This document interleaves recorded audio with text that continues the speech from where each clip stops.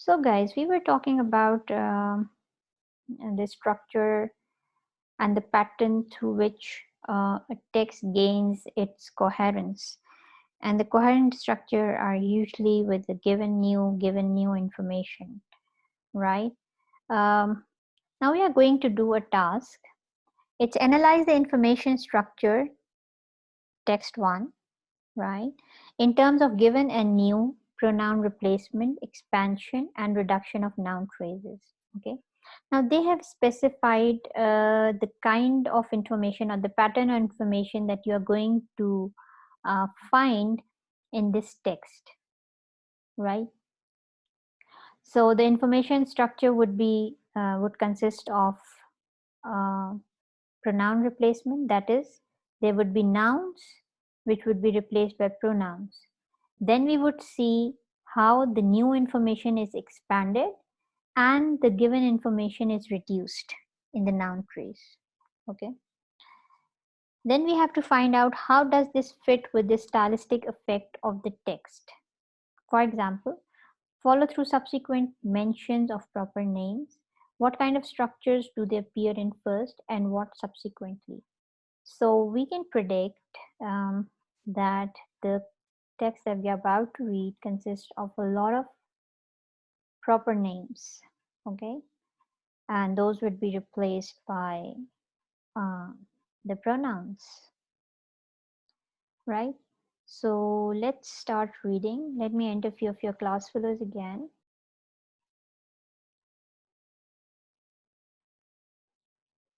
Okay, so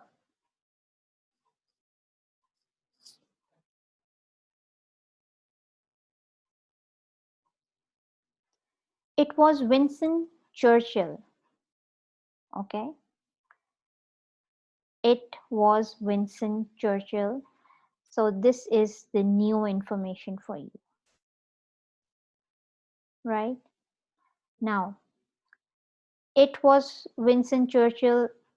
It refers to some kind of,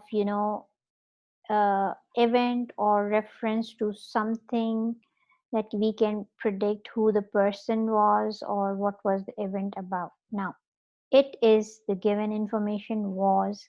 Winston Churchill is the new information for you. And here you would see the elaboration because we have to check that the given information is short, how the given information is reduced, and how the new information is detailed or elaborated or increased. Okay, for instance, expanded, right? So we have to check on pronoun replacement, expansion in the newer information, and reduction in the given information. Now, Winston Churchill is the new information for us. And see, this is long. Winston Churchill, who was responsible for Clive Peacock becoming a postman, right? Now, all of this is the new information for us. When Churchill resigned the premiership in 1955,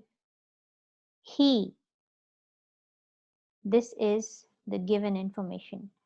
Churchill himself is the given information because Churchill is already introduced to us. He was responsible for what? For Peacock becoming a postman, right? So when Churchill resigned, this is an old information for us. The premiership in 1955, he refers to Churchill. Now this is reduced. He was succeeded by his deputy. Okay, his is again, refers to Churchill, his deputy, right? Here is the new information in the form of a new proper name, Anthony Edens, full stop, right? So the new information ends with the sentence, right? So here Churchill is the new information, and it is the given information, then Clive Peacock is the new information, becoming a postman. Anthony Eden's with, this is the new information, right? Eden's post at the Foreign Office was filled by Harold Macmillan. Okay. Now what happens is this Eden was new information previously. He becomes a given information here in the next, very next sentence. Okay. Now what happened is Eden's post at the Foreign Office was filled by Harold Macmillan. Now this becomes the new information. Eden becomes the given information, post at Foreign Office, right, was filled by Harold Macmillan. This is the new information, and the new information is elaborated with this clause, who in turn vacated the Ministry of Defense, right?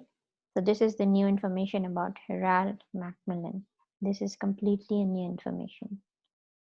Selwyn Lloyd, the Minister of Supply, this is the new information, was moved across to Defense, and Reginald Modeling from the Treasury was moved to Supply. Okay. Now, was moved to Supply, we already have come across a Minister of Supply, and we know that what is being talked about. Now here is again a new information. Whatever names you are coming across for the first time actually is a new information. Okay. So Edward Boyle, the parliamentary secretary in Supply, he has to be, because if only Sir Edward Boyle is written and there happens to be the newer information and nothing else accompanies it, no elaboration is given, so this might hinder the coherence. Okay, so this new information, Sir Edward Boyle, the parliamentary secretary in Supply, took over Mr. Moulding's job. Okay, this again, it's new information.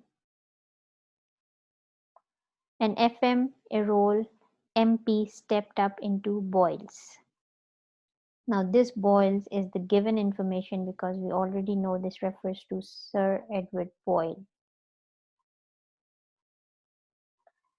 Unable now to devote enough time to his responsibilities on the board of Ashney Goldfield, Mr. Errol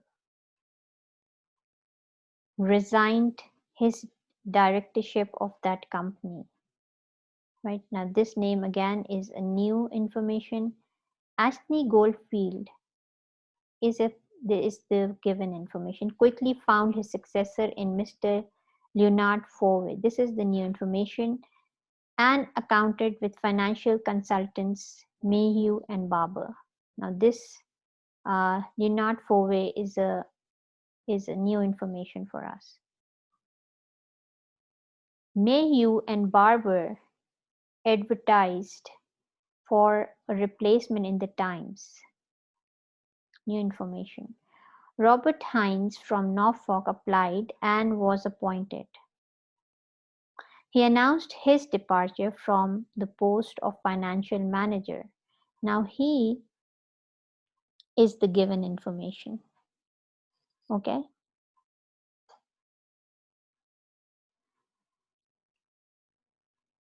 He announced his departure from the post of financial manager at Simpson Glue Manufacturers of Norwich with unrestrained glee, telling them they could stick their jobs, which was an old company joke, but he could not resist it.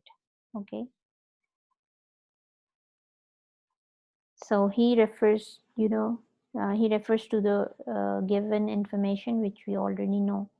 The vacancy at Simpson was duly advertised, and it caught the eye of one David Ames, a senior rep from Huntley and Palmer Biscuits in Reading.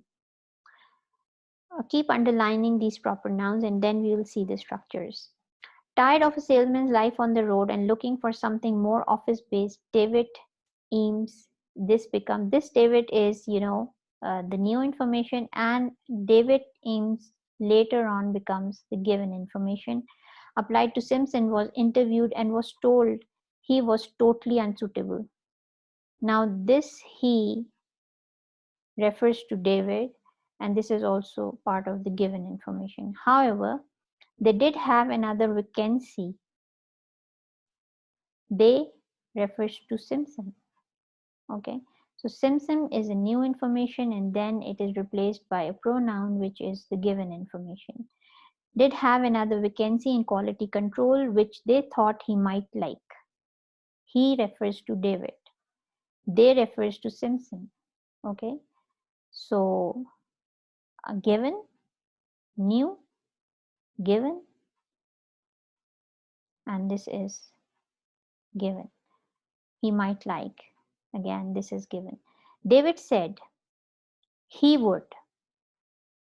This is again a given information. This is also given information. Would like it very much. Thank you. And he and his family left Reading to put down roots in Norfolk.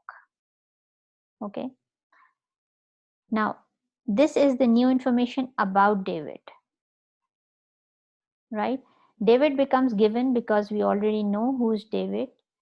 And then what did he do becomes the new information, because and then we find that this information is found in elaboration.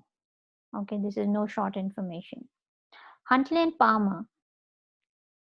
I think we have read about Huntley and Palmer. Promoted an area rep to the position of senior rep. A junior rep was promoted to area rep, thus leaving a vacancy for junior rep.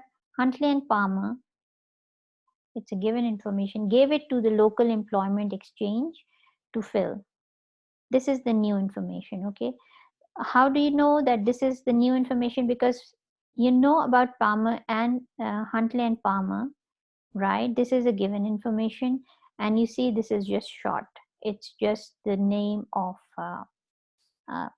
these people. Gave it to the local employment exchange to fill. The job eventually went to Patrick Bolger from South Wales, a man who had secretly always wanted to work with biscuits. Patrick Bolger is the new information, but what did he want is the new information. Okay, this is the given information. This is the new information in the sense that he is appearing for the first time. And then this is an elaboration. What does he want? Okay. Now, Bolger's job. Now that we know that this is being referred to Patrick, this becomes a given information. Job in a car showroom on the outskirts of Swansea was filled by Eddie Rowley. Right? Now, Eddie Rowley is the new information, and this elaboration about him is part of the new information because the newer information are usually elaborative.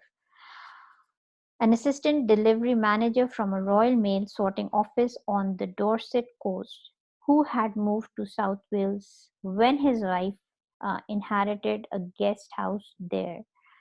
Look at the newer information and its elaboration. It's too long, almost 3 lines to give you an introduction of this guy.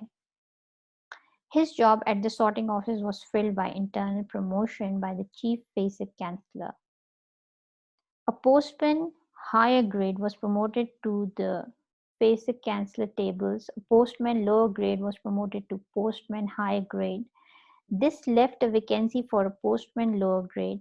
The job was advertised in the local press, and a woman named Wen Peacock drew a circle around it and shoved it under the nose of her 17-year-old Clive. Okay, so the job was advertised in the local press, and a woman named Wen Peacock drew circle around it.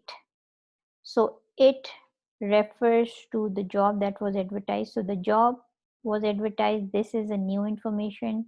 It is the given information, and shoved it under the nose of her refers to Peacock. That becomes a given information. 17 years old Clive. Clive becomes the new information. Clive Peacock. Now, Clive becomes the given information, wrote off just to please his mother.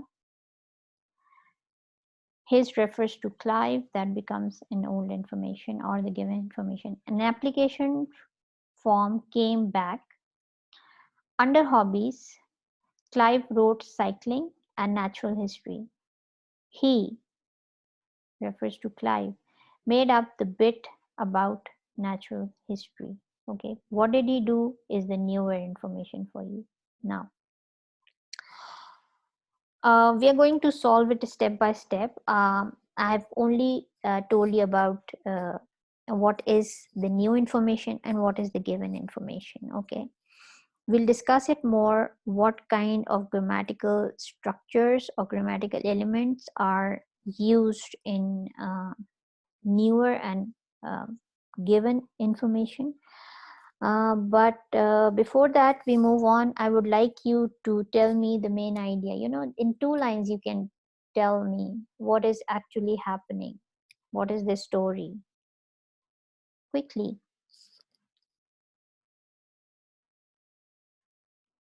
So whatever movement was there at the workplace, people leaving the job, people getting promoted, people um, leaving vacancies behind them, was all about the story. How did this one man, Clive Peacock, became a postman? That's the main idea, right? Now, what we did while I was reading, I was telling you what is given and what is new. Okay, we saw that most of the newer informations are related to proper names. Okay, so we saw that the pronouns are replacing the proper nouns. Okay, just not the nouns but the proper nouns. Also, we found that the newer information are expanded, right? And these pronouns within themselves, of course, they are reduced, but they give proper information about the pronouns. Okay, now how does this fit with the stylistic effects of the text? For example, follow through, subsequent mention of proper names. What kind of structure do they appear in first and what subsequently? So that is actually asking you what is the newer information and what is the given information. Now, this passage you would see that it first of all, it gives you a lot of proper names. Okay, and it gives you a sequence of cause and effect, right? One person gets a promotion and he leaves a vacancy behind. One person changes the job, then the other person occupies the same job, and this is basically a movement of people within the workplace or within several workplaces or professionally, let's put it this way.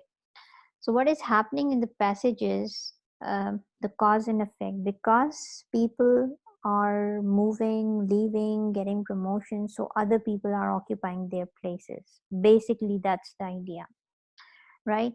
So what is, follow through, subsequent mention of the proper name, what kind of structure do they appear in first and what subsequently?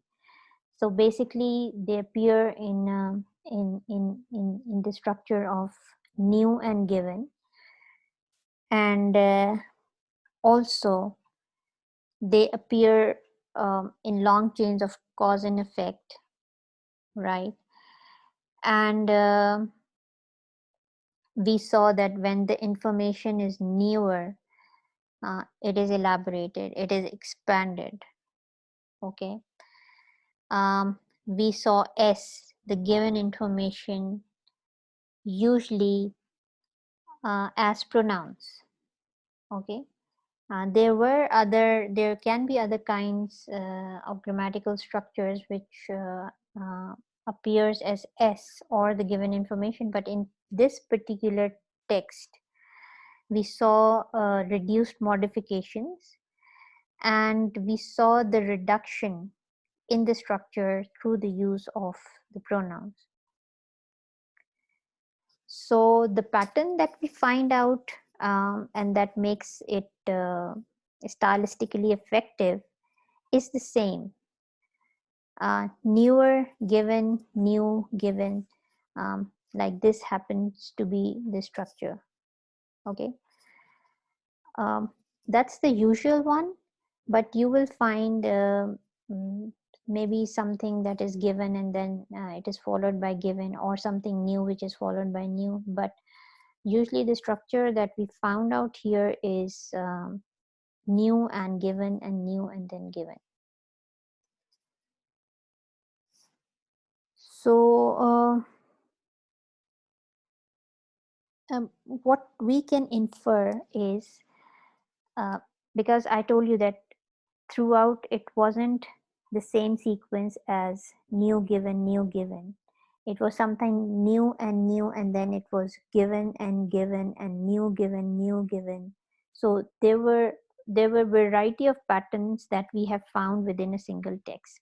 So here we can infer that this information is structured, and the presence and the pattern of new and given can be called as a tendency, can be called as a style of the authors, but we cannot say that this is a rule. Okay, of course information would be structured in some way, but this structure of given and new is really up to the style of a particular writer or a particular author, right? um, this doesn't come as a rule that the newer information would follow with the given information, and this is what you have witnessed here. So all the time the pattern was not given new and given new. At many times we saw that it was new and new for us, or it was given and given for us. Okay, so but as we are doing this in relation to coherence, uh, the the presence of given and new information would definitely be there, but their pattern might be different. Okay, and what gives us new information and what gives, or what kind of grammatical items can give us given information really varies with the style of different authors. Okay, now it's the time to end the class and go for the eat break. I'm not giving you much homework for the eat break, but I would really like you to revise whatever we have studied up till now. Okay,